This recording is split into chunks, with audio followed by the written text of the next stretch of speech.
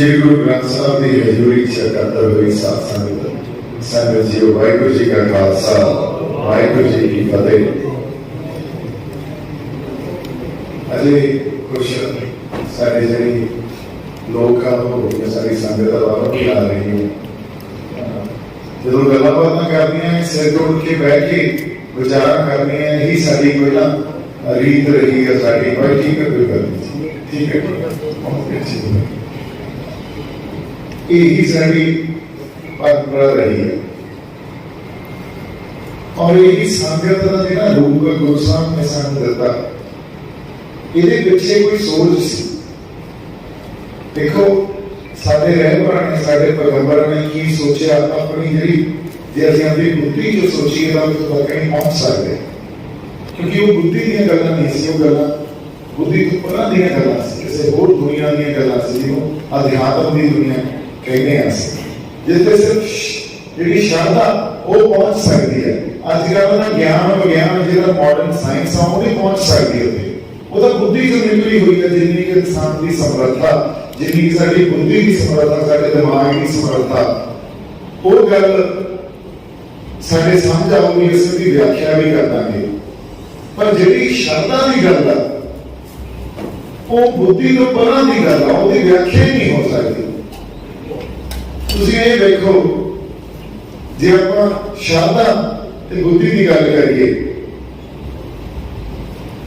श्रद्धा जिहड़ी सी वो बाबे नानक नाल रबाब वजाउंदी सी ते बुद्धि जिहड़ी सी वो बाबे नानक नूं बेताला कहंदी सी। श्रद्धा जिहड़ी सी वो 10वें पातशाह वेले जदों खालसा पंथ की साधना हुई उदों सिर दिंदी सी ते बुद्धि जिहड़ी सी वो माता गुजरी कोले जाके कहंदी थोड़ा पुत कमला हो गया, ये तो लोगों के सिर आप ही वड्डी जांदा।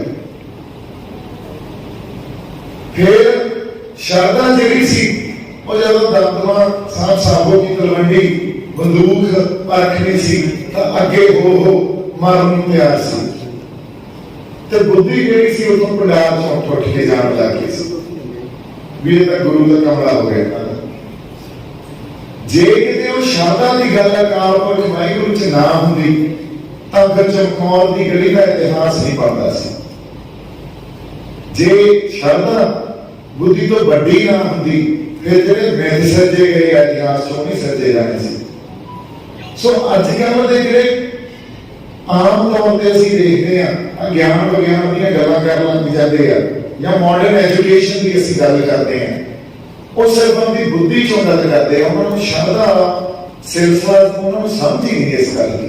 इत्थों तक कि साडे जिहड़े नवे सिख प्रचारक भी सिख प्रचारक बड़े बड़े खड़ा देखते हैं वो भी आके साइंस विज्ञान विज्ञान दी गल्लां करते हैं। पर यह गल पहला साडे कल्चर च साडे सभ्याचार च नहीं सी।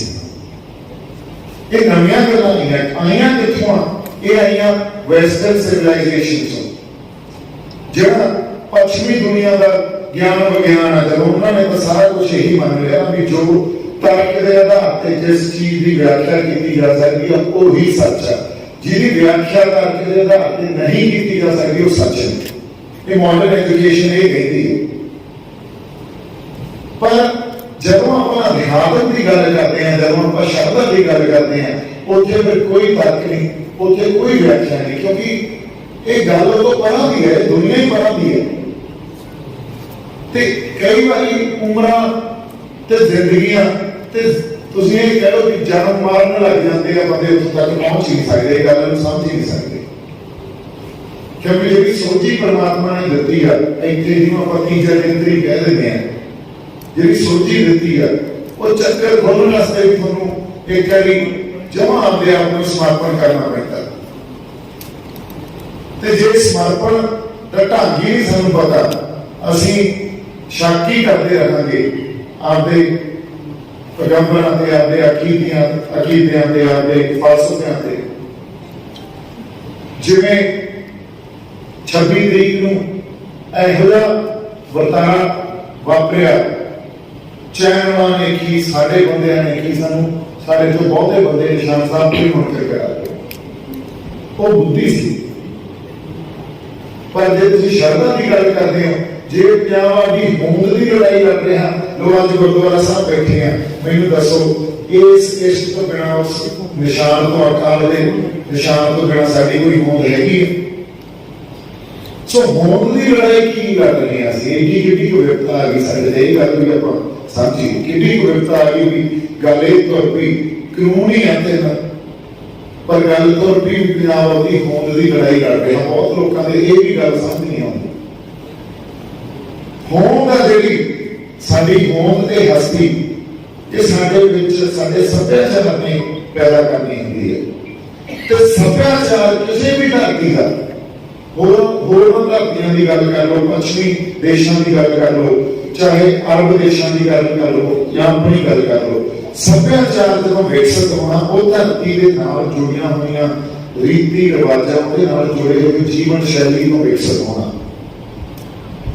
ते खेती, ये देखो जब साडे बाबे नानक ने भी ये करता पाइया भी किरत करो मंड के सगों के नाम जपो, किरत का मतलब ही वो खेती सी। उसको इंसान का पहला जरा काम मनिया गया वो धरती चों अनाज पैदा करना, खेती सी। पुराने समय से बिजनेस नहीं होते सी, अनाज ही एक दूसरे को दे के अहीं अदला बदली करके काम सार लेंदे होंदे सी। सो खेती ने सानू एक सभ्याचार दिता, एक जीवन शैली दी है। जिथे तुसीं पिंडां च जिवें असीं रहंदे हां, देखो शहरां दा कोई मुंह सिर नहीं है। शहरां च अजकल आप बठिंडे देख लो, फरीदकोट देख लो, तुसीं जिहड़े शहर आ, एक घर वाले दूजे घर वाले नूं पता नहीं हुंदा की कौन रहिंदा, उन्हां दी जिंदगी च की प्रॉब्लम आ की नहीं प्रॉब्लम। पर पिंडां च ये गल नहीं है, पिंडां दा अज भी मुंह सिर है, पिंडां च अज भी चेहरा है पिंड दा, जिथे असीं एक दूजे नाल जुड़े हुंदे हां।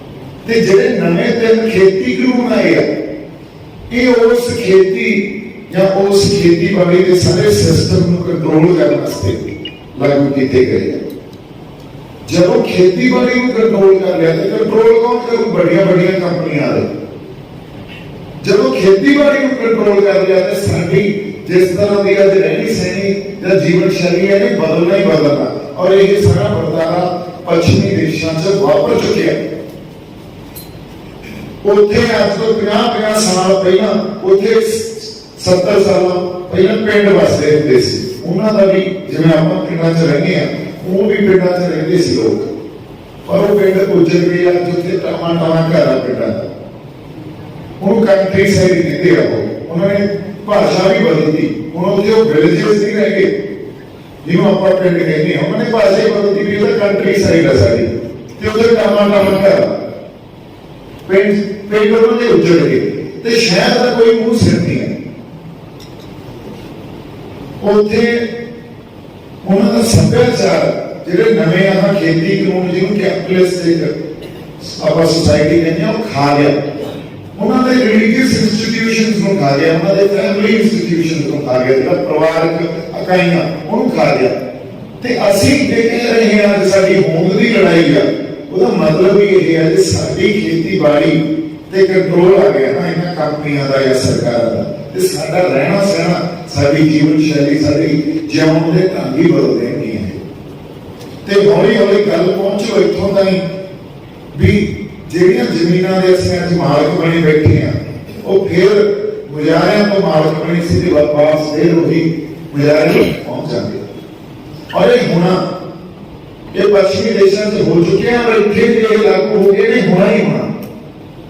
तो इस करके जो हम पिंड बचाने अपने खेत बचाने इस करके पंजाब की होंद की लड़ाई कर रहे हैं। अपना सभ्याचार बचाना, असं अपना इतिहास बचाना, अपने फलसफे बचाने असं अपनी होंद की लड़ाई कर रहे हैं।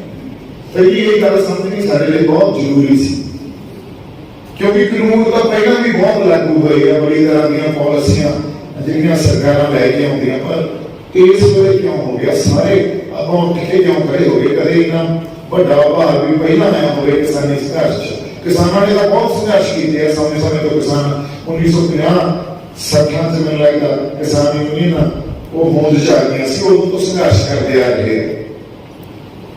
पर गल हुण बदल गई है, गल आ गई विरसे ते तुसीं सारे जदों ਪਿੰਡਾਂ ਤੋਂ ਹੋਰ ਸਾਰੇ ਪਾਸੇ ਸ਼ਹਿਰਾਂ ਤੋਂ ਵੀ ਲੋਕ ਆ ਕੇ ਮੈਂ ਬੰਬੇ ਉੱਠ ਕੇ ਆ ਗਿਆ। ਕਿਉਂ ਆ ਗਿਆ? ਕੀ ਲੋੜ ਪਈ ਸੀ? ਜਿਹੜੀਆਂ ਗੱਲਾਂ ਕਹਿੰਦੀਆਂ ਵੀ ਚੋਣਾਂ ਲੜਨਾ ਹੈ ਜੀ, ਇਹ ਤਾਂ ਪੁਰਾਣਾ ਆ ਦੇਖ ਲਓ 2022 ਇਹ ਤਾਂ ਕੋਈ ਖਾਸ ਗੱਲ ਨਹੀਂ। 2022 ਨਾਲ ਆਪਾਂ ਨਾਲ ਲੜਦੀਆਂ ਨਾ ਉਹ ਲੜਨ ਆਏ ਆ। ਪਰ ਕਿਉਂ ਆਇਆ? ਕਿਉਂਕਿ ਵਿਰਸਾ ਜਾਗਿਆ ਕਿਤੇ ਨਾ ਕਿਤੇ, ਜਿਵੇਂ ਤੁਹਾਡੇ ਅੰਦਰ ਜਾਗਿਆ। ਤੁਸੀਂ ਚੋਣਾਂ ਲੜਨੀਆਂ ਕਿਸੇ ਨੇ ਦੱਸੋ? ਹੋ ਸਕਦਾ ਕਈਆਂ ਬੰਦਿਆਂ ਕੋਲੇ ਆਪਣੇ ਕੋਲੇ ਜ਼ਮੀਨ ਵੀ ਨਾ ਹੋਵੇ, ਕਈ ਇਹੋ ਜਿਹੇ ਬੰਦੇ ਵੀ ਉੱਥੇ ਬੈਠੇ ਸੀ ਉਹਨਾਂ ਕੋਲ ਕੋਈ ਜ਼ਮੀਨ ਨਹੀਂ ਸੀ, ਪਰ ਕਹਿੰਦੇ ਯਾਰ ਆਪਣੀ ਹੋਂਦ ਨੂੰ ਅਸੀਂ ਬਚਾ ਕੇ ਰੱਖਣਾ, ਆਪਦੇ ਸੱਭਿਆਚਾਰ ਨੂੰ, ਆਪਦੇ ਵਿਰਸੇ ਨੂੰ ਬਚਾ ਕੇ ਰੱਖਣਾ, ਇਹ ਸਾਡੀ ਵੀ ਲੜਾਈ ਹੈ।